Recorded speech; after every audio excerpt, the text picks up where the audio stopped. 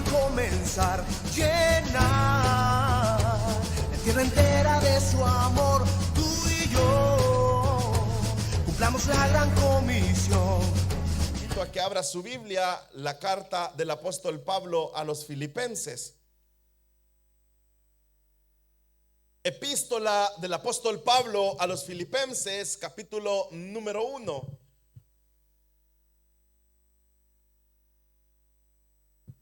Filipenses, capítulo número 1. Hoy nos corresponde nuestro estudio doctrinal y el tema a desarrollar es la organización de la iglesia. Eso es lo que vamos a estudiar con la ayuda del Señor y con la ayuda del tiempo, si nos lo permite. Efesios 1:1, ¿lo tenemos, hermanos? Filipenses, perdón, tenía acá Efesios cerca. Filipenses capítulo 1, versículo número 1, dice la palabra del Señor de la manera siguiente: Pablo y Timoteo, siervos de Jesucristo, a todos los santos en Cristo Jesús que están en Filipos, con los obispos y diáconos. Gracia y paz a vosotros de nuestro Padre, del Señor Jesucristo. Amén, solamente eso leemos, hermanos. Tenga la bondad de sentarse, por favor. Hermanos, continuando con la secuencia de temas doctrinales que hemos llevado a cabo, quiero retroceder un poco, porque los 4 miércoles anteriores nos dimos la tarea de poder explicar cada uno de los ministerios que Dios ha dejado para la iglesia, el cual estudiábamos que era un apóstol, que era un profeta, que era un evangelista, que era un pastor, sus funciones, sus responsabilidades, los derechos de un pastor. Y también hablábamos acerca de qué era lo que hacía un maestro. En realidad ese tema es un tema extenso, pero porque a su servidor a veces no le alcanza el tiempo, decidimos hacerlo en partes separadas y también para que usted pueda tener la mayor comprensión de cada uno de ellos. Pero el hecho es, amados hermanos, que antes de esos temas estuvimos hablando acerca de los dones del Espíritu Santo, hablamos acerca de la función o de la obra que hace Satanás acá en la tierra y cómo los demonios se mueven a modo de intervenir en la obra del Señor. Y yo creo, amados hermanos, que toda esa secuencia desde que iniciamos a hablar acerca de la inspiración de las Escrituras, acerca de la Trinidad de Dios, acerca de la deidad de Cristo, acerca de la personalidad y deidad del Espíritu Santo, y luego abarcamos 9 temas que referían acerca de la salvación, cómo el ser humano puede obtener la salvación. El hecho es que cuando nosotros gozamos de la vida eterna, porque nosotros los que hemos creído en el Señor Jesús ya tenemos la vida eterna, ¿verdad, hermanos? Así dice su palabra: de tal manera amó Dios al mundo que ha dado a su Hijo unigénito para que todo aquel que en él crea, dice, no se pierda y tenga la vida eterna. Entonces, si usted ha creído en el Hijo de Dios, usted tiene la vida eterna. Usted tiene la vida eterna. Entonces, al momento de usted tener la vida eterna, el Señor a usted lo injerta, lo introduce a su cuerpo. Y usted sabe que el cuerpo de Cristo es la iglesia. Por eso así dice Pablo en sus cartas, ¿verdad? Dice que la cabeza de Cristo es Dios, pero Cristo es la cabeza del hombre. Pero sabemos también, dice la Escritura, que la cabeza de la iglesia es Cristo, y la iglesia es el mismo cuerpo del Señor. Por eso nosotros somos tan diferentes. Pero el hecho es que cuando ya nosotros tenemos la vida eterna, comenzamos a ser parte de una iglesia, comenzamos a ser parte de una organización, comenzamos a ser parte, oiga bien, de un cuerpo. Y tal cuerpo se forma estando nosotros reunidos. Ahora, muchas veces nosotros cometemos el error, pero lo hacemos involuntariamente. Por ponerle un ejemplo, yo sé que algunos de ustedes por la mañana quizás dijeron: oye, es miércoles, tengo que ir a la iglesia. y haciendo usted el pensamiento que la iglesia es este lugar, estas cuatro paredes. Pero el hecho es que bíblicamente la iglesia somos nosotros. La iglesia es la reunión que nosotros llevamos a cabo. Por eso en el Antiguo Testamento, oiga bien, en el aspecto griego donde aparece la palabra iglesia, es la palabra eclesía. Esto es lo que significa iglesia, eclesía. Y eclesía es una asamblea de personas elegidas. El Señor Jesús en su vida, en su ministerio, solamente mencionó 2 veces la palabra iglesia.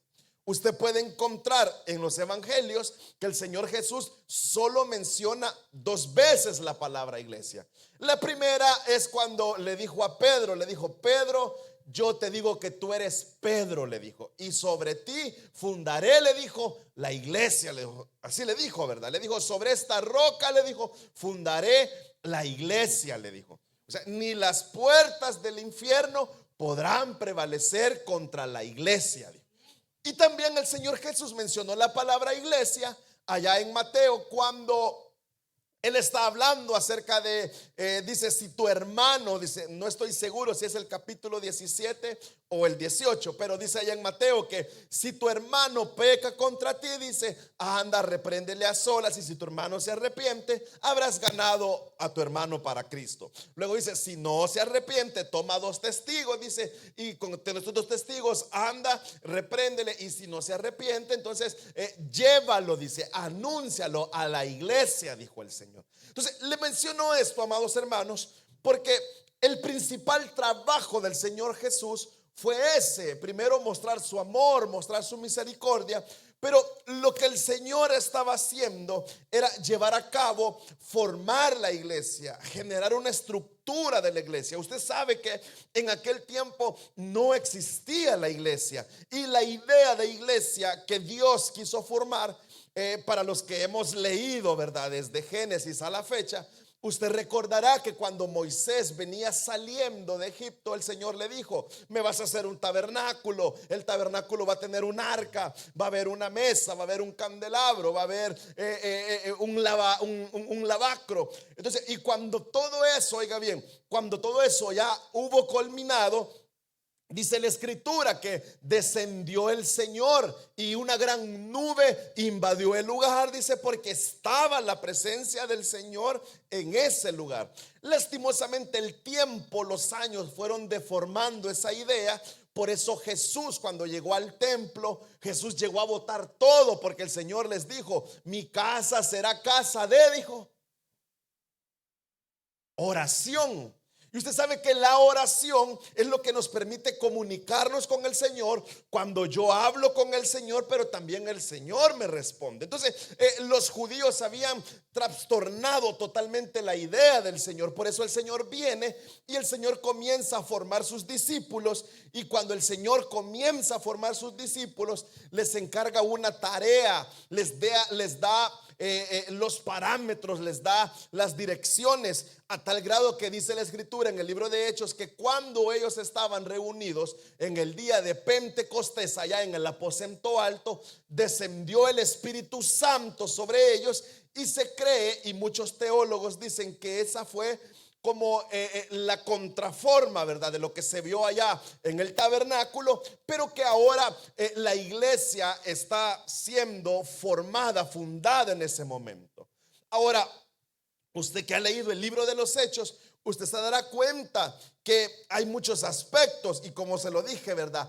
Podemos preguntarnos qué es iglesia, y se lo dije ya, que dentro del vocablo griego era la palabra eclesía, y que eso tenía un significado, y era podemos decirlo así, que la iglesia es una compañía de personas que son llamadas del mundo, que profesan y que prometen una lealtad a Dios. Entonces, tomando en cuenta esto, amados hermanos, podemos decir: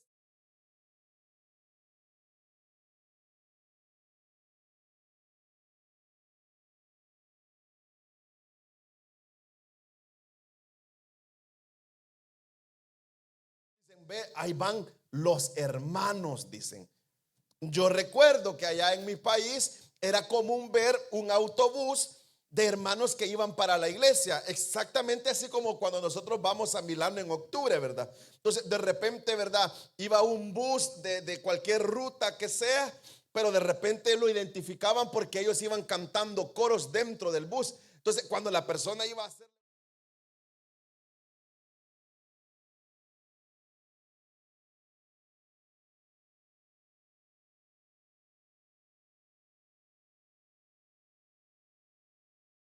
nosotros, oiga bien, una hermandad, una comunión espiritual. O sea, no podemos decir que somos iglesia si no tenemos esa comunión y esa hermandad espiritual que Dios nos pide que tengamos.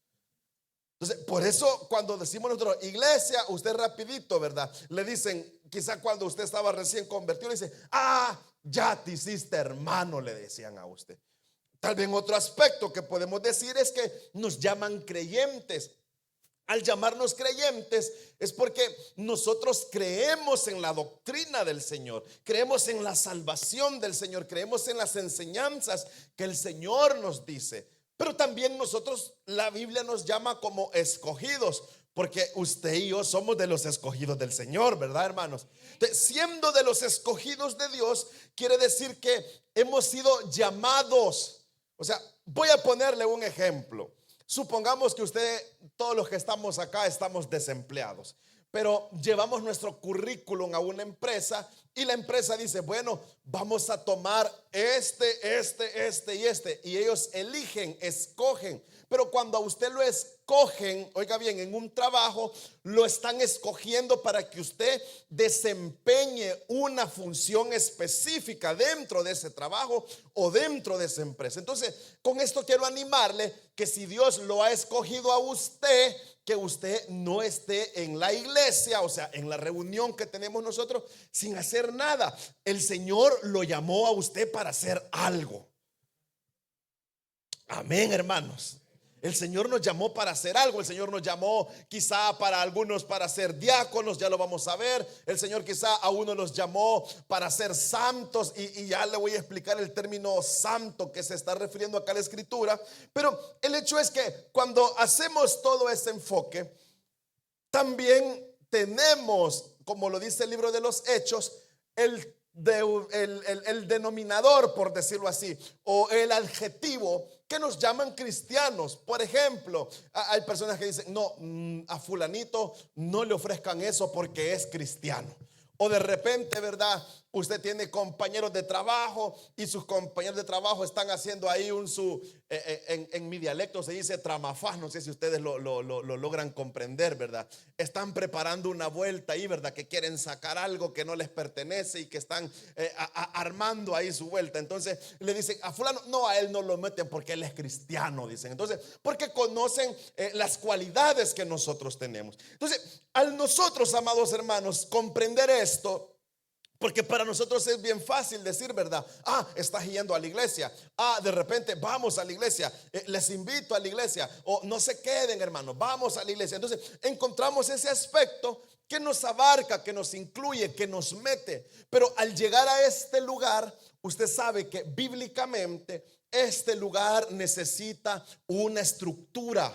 Este lugar necesita tener una base. Este lugar necesita tener un cuerpo. Este lugar necesita personas que puedan llevar a cabo una labor interna. Este lugar necesita una administración. Este lugar necesita que pueda ser gobernado de la mejor manera. Entonces, eso es lo que ahora, con la ayuda del Señor, vamos a tratar de poder explicarles. Entonces, la iglesia, amados hermanos, tiene un propósito, tiene un fin, tiene un aspecto. Y usted sabe que el aspecto principal de una iglesia es anunciar el mensaje de salvación a aquellos que no conocen al Señor. Ese es el mensaje. O sea, de aquí, hermanos, creo que desde que aperturamos este local allá el 16 de mayo del 2021, lo que hemos hecho domingo a domingo, miércoles a miércoles, es anunciar la palabra del Señor.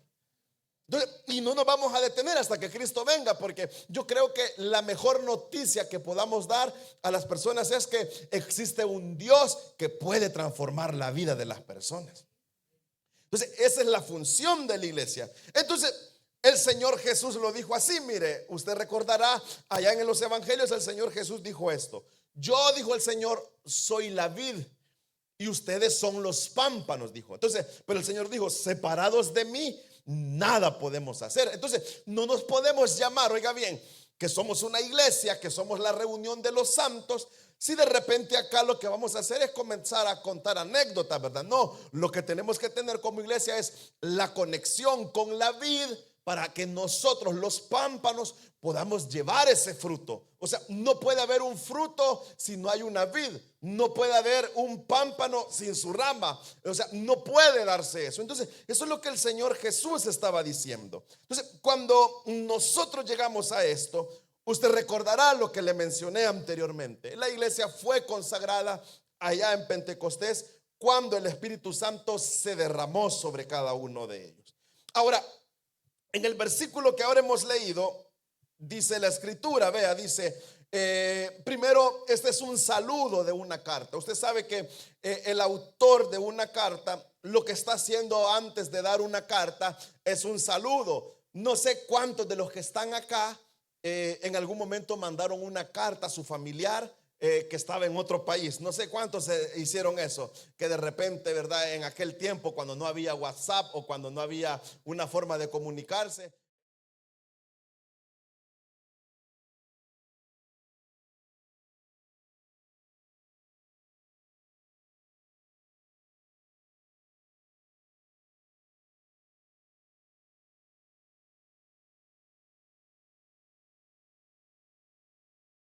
es solamente el saludo de esta carta. Pero yo acá, amados hermanos, miro tres aspectos. Acá en este versículo, solamente en el versículo 1, miro tres aspectos. Primero, está hablando Pablo y Timoteo, el que está dando la carta. Él está hablando y él está diciendo que ellos son siervos de Jesucristo.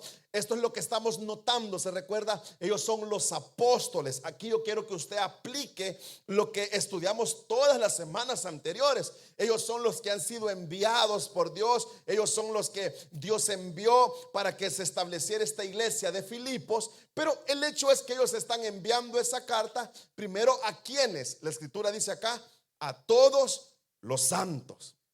Primer grupo, los santos. Luego dice a los santos que están en Cristo Jesús, porque usted y yo estamos unidos en Cristo Jesús, ¿verdad, hermanos? Estamos unidos en Cristo. Entonces dice a los que están unidos en Cristo Jesús. Allá dice en Filipos, con obispos y diáconos. Entonces aquí hay tres, por decirlo así, tres partes de una iglesia. Tres funciones que podemos encontrar dentro de una iglesia. Hay como un organigrama, por decirlo así. Usted sabe que cuando usted va a un lugar le presentan un organigrama. De hecho, nosotros como iglesia también tenemos un organigrama.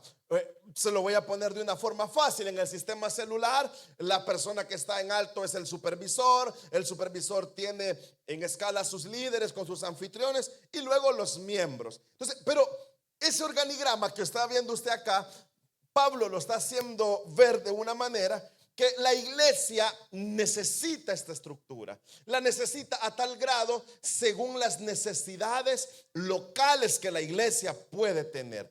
¿Por qué le menciono esto? Porque si estamos acá en Filipenses, no estoy seguro si estamos hablando en la primera o en la segunda generación de cristianos. Pero la iglesia no puede ser comandada, no puede ser direccionada solamente por una persona, no puede ser administrada solamente por una persona. Porque cuando sucede eso, existe lo que se llama autoritarismo dentro de la iglesia. Por eso hay lugares donde acá lo menciona como obispos. Y quiero comenzar por eso. Cuando usted encuentre dentro de la escritura la palabra obispo, se está haciendo referencia, oiga bien, primero, número uno, vamos a traducirlo a nuestra actualidad, a un anciano. Cuando usted habla o escucha hablar de un anciano de una iglesia, no precisamente estamos refiriéndonos a aquel señor, ¿verdad? Que ya su cabello está blanco, aquel señor que ya está como ya un poco avanzado de edad. No, la palabra anciano es un título que también se le puede dar a los pastores, es un título que se le puede dar a los obispos, es un título que se le da a los presbíteros y se refieren a un mismo oficio. Pero cada hombre puede ser, o cada nombre puede ser usado indistintamente. ¿Por qué le digo esto? Acompáñeme siempre en Primera de Timoteo capítulo 5 versículo 17 y vea lo que dice. Los ancianos, dice, que gobiernen bien su casa, o que gobiernen bien, perdón, sean tenidos por dignos de doble honor, mayormente los que trabajan en predicar y enseñar. Entonces, un anciano también puede administrar una iglesia. Un anciano se puede encargar del área administrativa de una iglesia. Hermanos, el corazón de un pastor siempre va a decir muchas veces sí a las necesidades. Le voy a poner un ejemplo. De repente, ¿qué pasaría si todos ustedes llegan y me dicen: pastor, fíjese que tengo esta necesidad, fíjese, pastor, que me está pasando esto y yo quisiera que me pudieran ayudar económicamente porque no encuentro la forma, la salida? Claro, mi corazón le va a decir: claro, hermano, le vamos a ayudar. Y de repente sale usted, ¿verdad? Y entra su hermano que tiene a la par y dice: hermano, fíjese que me ha llegado esto. Y como yo creo que no seré el único, ¿verdad? Pero en este tiempo no sé si solo a mí me llegan las boletas altas, pero yo creo que a todos, ¿verdad? Y mira, hermano, tengo esta necesidad. Y yo pudiera decirle que sí, pero es ahí donde entra en función esto, donde un anciano o donde una directiva pueda regular los aspectos de una iglesia. Porque en mi corazón, hermano, yo le dijera: démosle, hermanos, tenga, hermano. Y de repente, ¿verdad? Uy, se acabó, hermano, lo del pago del afito. ¿Y cómo vamos a hacer, verdad? Y las necesidades de la iglesia, la responsabilidad. Pero note, eso es la función de una parte administrativa. Nosotros como iglesia, claro, no tenemos a una persona oficialmente nombrada como un anciano, pero contamos con una directiva dentro de la iglesia, una directiva que se encarga de hacer unas compras, una directiva que se encarga de velar por el estado financiero de la iglesia. Se tiene un control, se tiene una cuadratura mensual de la iglesia, y cuando hay un tema que necesita de dar ayuda a las personas, yo no me puedo tomar la tarea de decir: sí, hermano, le vamos a ayudar, aunque yo quisiera. Lo que yo hago es transmitir, decir: hermanos, tenemos esta necesidad, podemos ayudar de una forma o de otra, y lo hacemos. Entonces es a ellos quien Pablo está dirigiendo esta carta. Es a ellos a quien Pablo está diciendo que está dirigiendo a los obispos, que comúnmente también se les conoce como ancianos. Hermanos, si esta iglesia fuera aún más grande, yo tengo fe que lo va a hacer, se necesitaría eso. Se necesitaría hombres, oiga, hombres que llevaran a cabo la función del ancianato dentro de la iglesia. Hombres que también puedan cuidar al pastor, porque eso también es la función de un anciano: velar por el bienestar del pastor, y cuando el pastor pudiese introducirse a una falta, poder el anciano decirle: hermano, mire, pastor, esto está pasando. O cuando el pastor, ¿verdad?, está tomando una línea equivocada doctrinalmente hablando, el anciano puede llegar y decirle: pastor, yo creo que esto no va de acorde a la palabra del Señor. Claro, hermanos, pero hay aspectos que se deben evaluar para poder nombrar a un hombre como anciano dentro de la iglesia. ¿Y eso quién nos lo dice? Claro, nos lo dice la misma escritura. La misma escritura nos lo dice. Y ayúdenme por favor a buscar en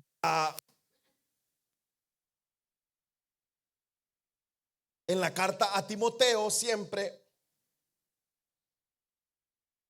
capítulo 3, primera de Timoteo 3, del 1 al 7.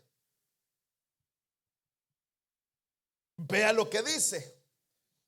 Palabra fiel es la del Señor, ¿verdad? Dice, si alguno anhela obispado, buena obra está deseando.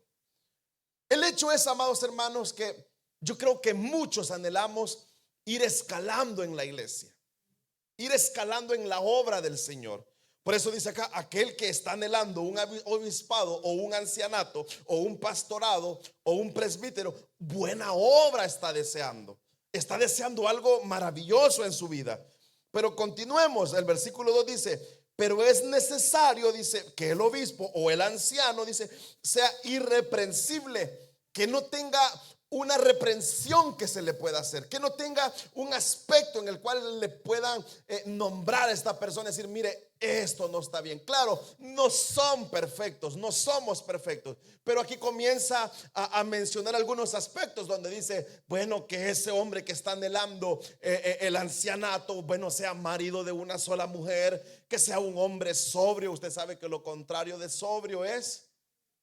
Exacto, entonces ya me entendió, ¿verdad? Entonces, porque cuando uno está en su estado normal, toma buenas decisiones, da buenos consejos, actuamos de la mejor manera. Una persona muy prudente. O sea, yo quiero que usted vea estos aspectos y que usted se genere esa figura de una persona que pudiera estar al lado de un pastor, ayudándolo, apoyándolo. Dice, un hombre prudente, un hombre decoroso, un hombre hospedador, un hombre que sea apto para enseñar. Seguimos el versículo número 3. Dice, no dado al vino, no pendenciero, no codicioso de ganancias deshonestas, sino amable, apacible, no avaro, que gobierne bien su casa, que tenga a sus hijos en sujeción con toda honestidad. Pues el que no sabe gobernar su casa, dice, ¿cómo va a cuidar de la iglesia del Señor? Vea el versículo 6, es muy importante. Dice, no un neófito que envaneciéndose caiga en la condenación del diablo. También es necesario que tenga un buen testimonio de los de afuera, para que no caiga en descrédito, dice, y en el lazo del diablo. La palabra neófito nos está hablando de una persona que recién ha iniciado en los caminos del Señor, una persona que está aprendiendo en los caminos del Señor. Y eso es lo que nos está mostrando la Escritura, cómo debe ser el perfil de un hombre para poder, oiga bien, anhelar este aspecto. Porque le menciono esto, si en algún momento el Señor, yo sé que el Señor levantará hombres en esta iglesia. Entonces, y cuando esto se llegue, lo primero que su servidor va a hacer es ver estos requisitos que la palabra nos está diciendo. Y decir, bueno, vamos a ver, y voy a venir delante de usted y le voy a decir, hermanos, miren, estamos viendo si al hermano fulanito de tal le damos este privilegio. ¿Por qué? Porque el privilegio, oiga bien, de ser un anciano de la iglesia, ese sí lo otorga el pastor de la iglesia. Pero ser pastor, ese lo otorga el Señor.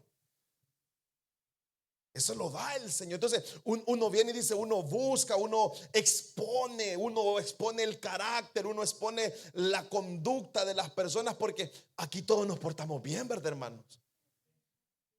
Aquí todos nos portamos bien, o sea, y de repente a veces, ¿verdad? Se nos va a veces el carácter, y a veces comenzamos a hacer rostros, comenzamos a mostrar inquietudes, comenzamos a mostrar eso. Pero ¿quién es aquel que muestra, una inquietud así? Es un neófito, es un niño prácticamente. O sea, y a veces hay personas dentro de las iglesias que anhelan este tipo de privilegios, pero hay un comportamiento infantil. Hay un comportamiento no el que Dios quiere que tenga. Porque si usted ve la vara, la forma de medir a estas personas, o sea, volvemos al punto, ¿verdad? Cuando usted ve un empleo, imagínese que usted diga, yo quiero un empleo, y de repente le llega una notificación, se busca persona que vive en Piacenza. Aleluya, dice usted, primer requisito lo cumplo. Que tenga patente, ya no la tengo, dice usted. Y que tenga esto, y disponibilidad de tiempo, y esto. Y usted me dice, no, dice, muchos no aplico, dice usted. Por eso acá, hermanos, yo quiero que ustedes, varones, puedan ver esto que la Escritura dice, no que lo dice su servidor. Acá el Espíritu Santo lo ha dicho a través de Timoteo. Si usted anhela buena cosa, estaría anhelando, dice el Señor. No dijeron amén los hermanos. Pero el hecho es, amados hermanos, que la obra del Señor no es un juego. No es solo para cuando las cosas vayan bien. No es solamente para cuando hoy sí me gustó y sigo. Cuando ya no me gustó, no, aquí ya no me pareció, me salgo. No, la obra del Señor demanda, oiga bien, sujeción, demanda responsabilidad. Por eso la iglesia tiene que tener ese sentido, porque claro, amados hermanos, es solo la mejor respuesta, el que la da es el tiempo. O sea, yo le puedo decir, hermano, mire, usted me puede decir, hermano, mire, usted que habló de ese tema, yo me imagino que el hermano fulano o el hermano usted, y usted puede mencionarme a muchos hermanos. La mejor respuesta es el tiempo. En los altos y en los bajos se demuestra quién anhela algo del Señor. Los discípulos, ninguno se fue corriendo cuando las cosas iban mal. Los discípulos cuando les dijeron a Pedro y a Juan, dice la escritura que les pegaron una buena azotada, les pegaron y les dijeron, y cuidadito con seguir hablando del Señor, les dijeron. ¿Y qué dice la escritura? Bueno, Pedro salió de la cárcel con Juan. Le dijeron, Pedro, ¿qué les dijeron? Que nos callemos, nos dijeron, dijo Pedro. Pero ¿saben qué? Dijo, nosotros vamos a orar. Y ellos le dijeron, Señor, nosotros vamos a predicar tu palabra, le dijeron. Y te pedimos, Señor, que mientras nosotros predicamos podamos hablar con denuedo, y que, Señor, que puedan haber milagros y prodigios. Y dice que en esa oración hasta tembló, hermanos. Se da cuenta el carácter de un hombre que Dios busca. Pero dejemos a un lado los obispos, ¿verdad? Porque si regresamos nuevamente a Filipenses 1:1, ahí encontramos también al saludo que le está dando a los diáconos. Hermanos, la palabra diácono viene del griego diaconía, que significa servidumbre. Eso es lo que significa. Cuando usted ve Hechos, capítulo 6, la escritura dice que ahí eligieron a 7 diáconos, o sea, eligieron a 7 personas para servir. ¿Qué es lo que servían ellos? Ellos servían el pan en las mesas. Ellos servían la comida en las mesas. Ese era el trabajo que ellos hacían. Ahora, hermanos, en la actualidad, en el modernismo que tenemos nosotros, todos los que son servidores de esta iglesia, todos son diáconos. Sí, ¿por qué? Porque unos sirven en la escuela infantil, están dando un servicio al Señor. Amén. O sea, si usted está, por ejemplo, en multimedia, está dando un servicio al Señor. Si usted está en librería, está dando un servicio. Usted es protocolo. O sea, y nosotros comúnmente llamamos diácono al hermano, ¿verdad? Que vemos acá en el pueblo. Y claro, es una forma, es un aspecto de servir. En algunas iglesias les llaman ujieres a ellos, ¿verdad? Los que están dando la bienvenida, los que están atendiendo, los hermanos que se reconcilian, que reciben al Señor. Pero ¿qué es lo que hacemos? Es un servicio. O sea, amados hermanos, servidores, somos servidores del Señor. O sea, imagínese usted, ¿qué tal si yo lo llevara a usted a la época antigua, verdad? ¿Sabe usted que la servidumbre se miraba de menos? ¿Qué haría usted, hermana, si de repente le dicen, bueno, va a comenzar a trabajar acá en esta casa, pero se va a poner este uniforme, y le ponen a usted un uniforme celeste y le ponen esa batita celeste, y usted dice, ay no, esto yo solo lo vi en las películas y me siento quizás denigrada, diría usted, porque uy no, ¿cómo va a ser posible? Pero eso es lo que hacemos nosotros acá. Somos, oiga bien, de la servidumbre del Señor. No vinieron los servidores hoy. Eso es lo que somos de la servidumbre del Señor. Por eso no importa el privilegio que usted tenga, le voy a dar un consejo: que no se le eleven los humos, oiga. No importa dónde esté, si a usted le toca barrer, hágalo con amor al Señor. Si a usted le toca cantar, hágalo con amor al Señor. Si a usted le toca ecualizar una consola, hágalo con amor al Señor. Si a usted le toca cuidar niños, ame a esos niños como ame al Señor. Pero a veces uno dice, hermanos, necesitamos servidores, y llegan, yo quiero, pero aquí quiero yo, dicen uno. Es como en mi país decían, ¿verdad? Dice, dice, pide pasayo, pero también quiere ir manejando, decía. Entonces, eso es lo que el Señor está diciendo. O sea, a ellos está mostrando. O sea, ¿qué pasaría si en esta iglesia no hubiera alguien, por darle así un ejemplo, que atendiera a los niños? Ahí le tocara a usted darle el teléfono al niño. Cállese, estése calladito, que el hermano está hablando. Y no corran. No, pero ahí están, ellos están corriendo ahorita, están tranquilos. O sea, y están dando un servicio al Señor. O sea, están los diáconos. O sea, imagínese cómo sintiera usted, hermano, que de repente dijera a su servidor, vamos a orar por la ofrenda. Y el que está en la primera silla, ¿verdad?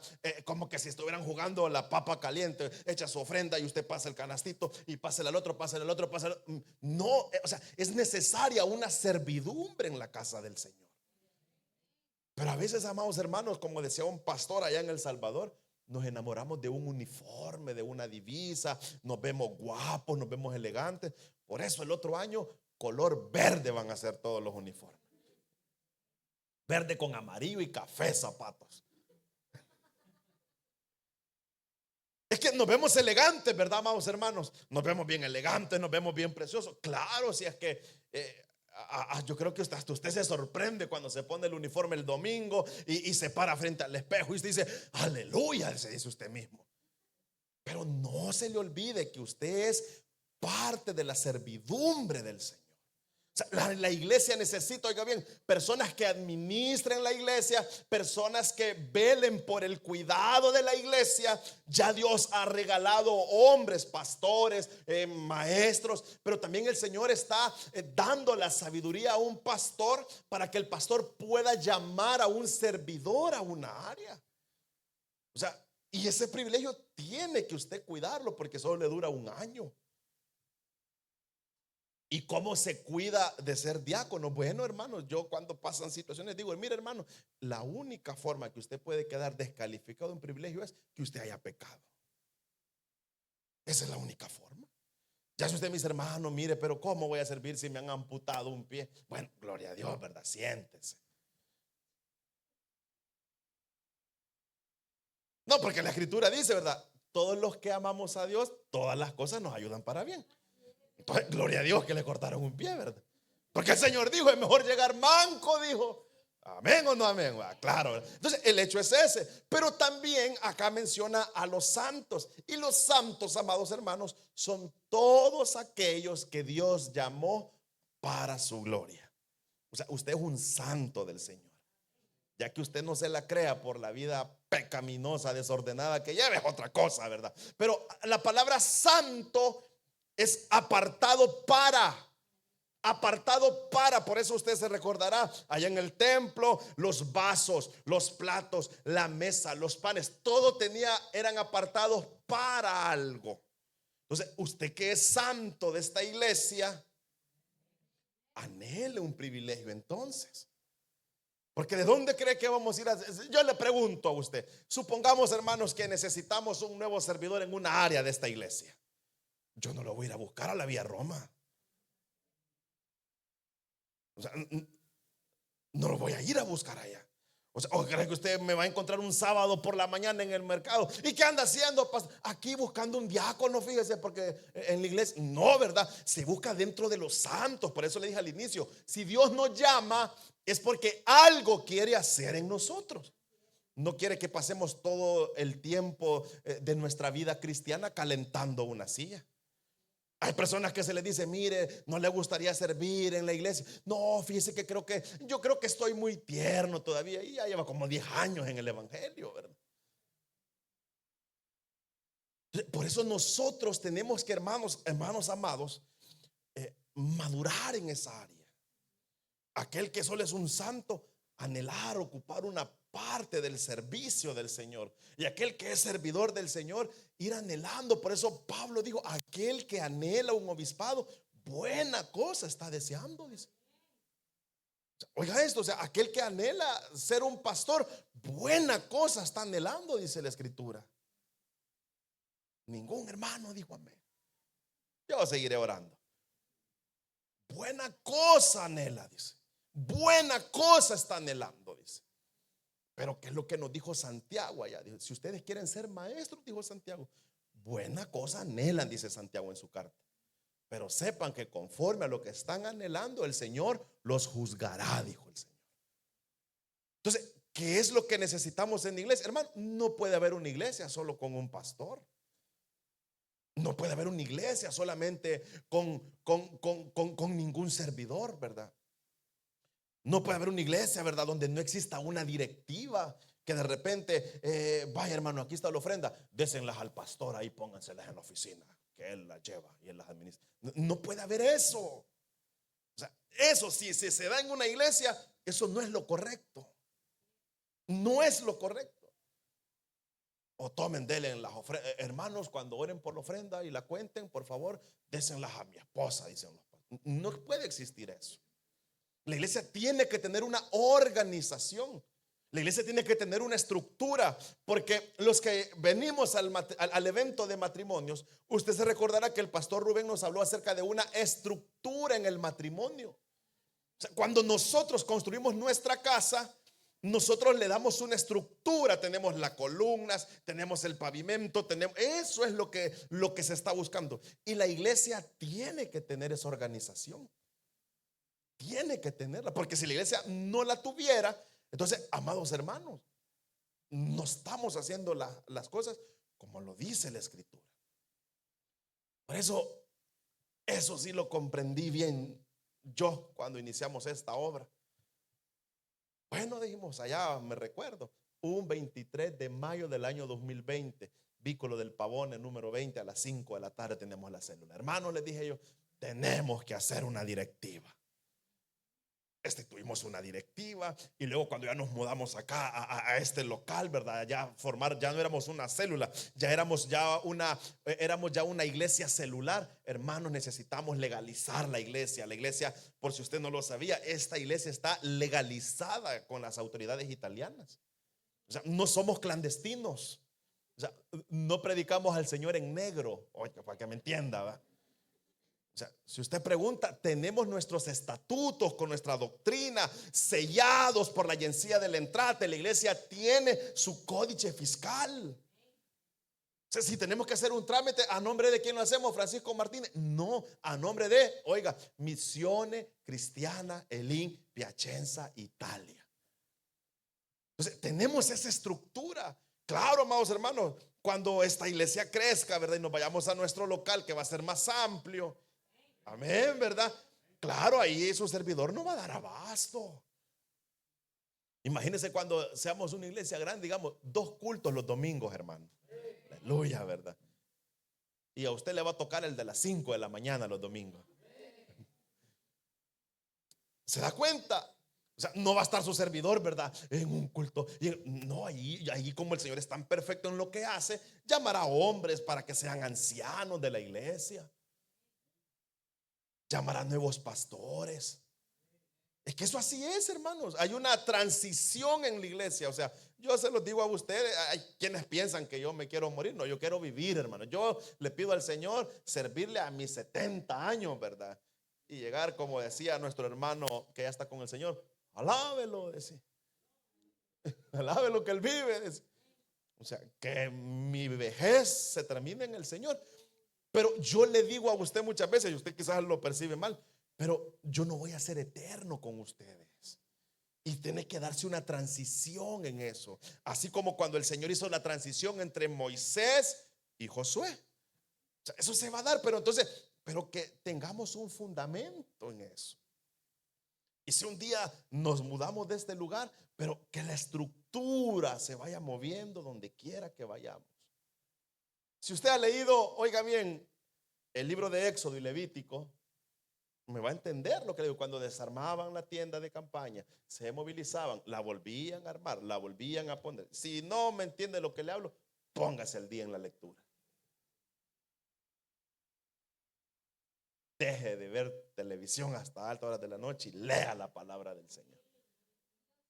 Pero eso es lo que el Señor nos pide a nosotros como iglesia, como hombres que estamos frente a una iglesia, que le demos una estructura, hermanos. Nosotros somos una iglesia tierna, por decirlo así. Tenemos 5 años, como el Piacenza tenemos 5 años. Esos son los que vamos a celebrar este mayo, 5 años. Entonces, Pero mientras el tiempo avanza, usted ve que van saliendo áreas nuevas, hay una demanda nueva dentro de la iglesia. Y poco a poco la iglesia va a ir tomando esa estructura, amados hermanos. Cuando usted de repente le diga, hermanos, vamos a orar porque vamos a oficializar a un hermano de ustedes como anciano de la iglesia. Gloria al Señor, hermanos. Gloria al Señor, ¿verdad? Entonces, de eso trata, hermanos, una iglesia organizada. De eso trata la estructura de la iglesia. Claro, después vienen las ordenanzas como el bautismo en agua, la Santa Cena. Pero eso, amados hermanos, lo vamos a hablar la próxima semana. Así es que no se vaya a quedar. Amén, amados hermanos. Vamos a orar en esta noche. Le invito a que cierre sus ojos y que oremos al Señor y le digamos: